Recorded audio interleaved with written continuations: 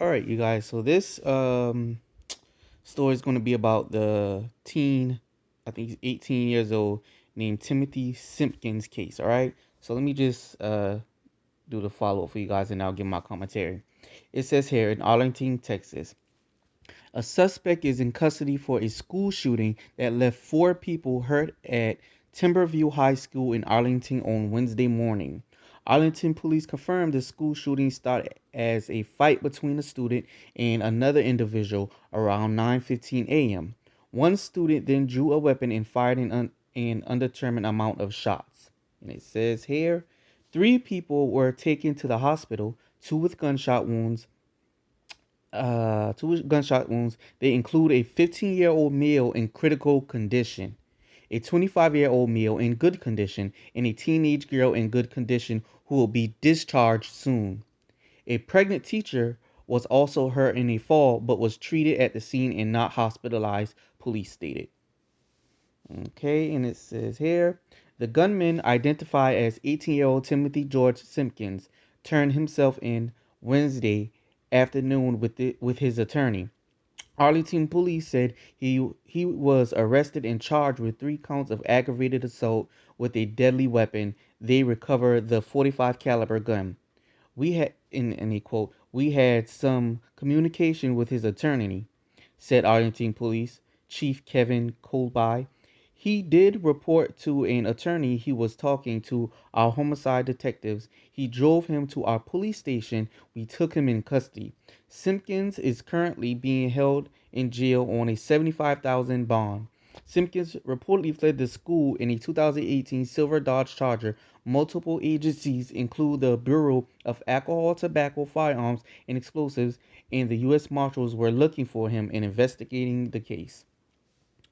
I have high confidence there was only one shooter at the school, said Kobai. Our heart goes out to the injured and all the students who went through the traumatic event at this school. As a law enforcement officer and then as a parent with a student in Arlington ISD, this is kind of your scariest moment when this happens. Not only what you do for your job, but when you have a wife who is a teacher and several kids that go to school in this district, said Jeff Bolshick with the ATF Dallas Field Division. As soon as we get this information on the firearms, we're going to track it down. We'll figure out where this individual got it from. Our agents won't sleep. We're going to figure out where he got this weapon in his hands to come into this school to cause this tragedy today. To all the victim families, you're in our thoughts and our prayers. Okay, so clearly this young man had a situation with two other young men. There's a video, but we can't show it because of YouTube and whatnot. And that's not something I would want to show anyway. But clearly he had two issues with these other two young men, and I don't know if it was like a bullying type situation, like a long term. I would think so. Like he clearly knew something was gonna happen because why would you bring a weapon?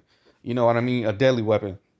Why would you do that? So I don't know because you know how people can pin stuff on Facebook and all that stuff. So did they taunt him on Facebook before school? Was something leading up to it? And he finally had enough and he said, you know what? I'm going to handle this situation by getting my gun and, you know, I'm let off. If they mess with me, I'm going to let off. I say this, all right? What kind of person, what kind of people picks on people and beat them up and bully them and do stuff like that, right? What kind of person that does that, right? Usually they come from a certain type of home that behave that way and they act out that violent because the boy in the video who Timothy who did the pow pow, he wasn't really fighting back. He didn't, you could tell he didn't really want to fight or whatever. But yeah, they jumped him, they all of that. So I say this, parents, please, and it's, trust me, it is no excuse for him to bring a weapon to school, a deadly weapon, and pow pow pow. That is no excuse for that. Is no excuse for that. Like it's just not worth it because now he will be sitting behind bars. So that's no excuse. He look. I don't. If tell your parents, tell the principal, do what you can do. If you gotta even skip class so they can pull you to the side and say what's the problem and say hey they constantly bully me. Do what you gotta do.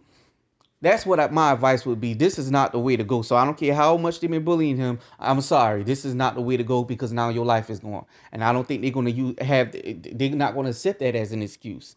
You know what I'm saying? And then you pop out on people who ain't even got nothing to do with the situation. So you know what I'm saying? But it does go to show you the state that he probably clearly had enough or was just scared. Whatever. But I will also say, you have people who have kids, mothers and fathers, please, please do right by your kids and show them love and affection and be present and available in their lives. Okay? Because if you don't, you're going to raise hooligans. You're going to raise people who just going to trying to make life tough for others. That could possibly happen. So much stuff can happen when your parent don't do right by their child. They can be self-destructive just to themselves and harmful to themselves. But sometimes people get affected in different ways and they pick at other people. They don't care. They don't care about slamming you and beating you up and picking you in a headlock and somebody else jumping you. They have no mercy. They're that angry and full of rage. Where is that rage coming from? So we got to talk about that. We have to have an honest discussion about that. And I'm going to repeat this again because some of y'all in the comment section, like y'all just pick and choose what y'all want to hear and just go off and be in your feelings. I am not making an excuse for this young man. Hear me when I say I am not making an excuse for Timmy. This is not the way to go. I wish he had did something else, but this ain't it. You know what I'm saying? So it was hard to hear, but at the end of the day, I'm glad everyone is alive. But this young man, I don't know how much time you gonna get, but I think you gonna get a pretty hefty time. You know what I mean? Because you pop out a lot of people. So that's sad and unfortunate.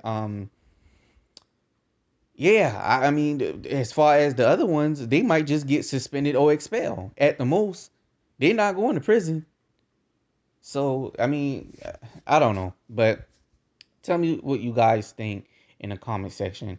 I wonder if something was going on in that boy home, Timothy home as well, for him to say, I want to go this route. Is he going through something as well? Is something going at home? It just makes you wonder. I don't want to make it seem like I'm always blaming the parents, but y'all, let's keep it real. When a child is like going that far, in both cases, the people who jump him and Timothy, it just kind of makes you wonder, like, what's going on at home? Like, is something going at home? Like, what is y'all doing? I don't know. I just feel like with this younger generation, they're so quick to, just end someone's life and whatnot, and just try to. You know what I'm saying? They so vile. I don't know. It just seemed crazy out there, y'all. But all I can say is be safe. If you're gonna have kids, if you got trauma, get yourself right so when you have kids, they'll have a better chance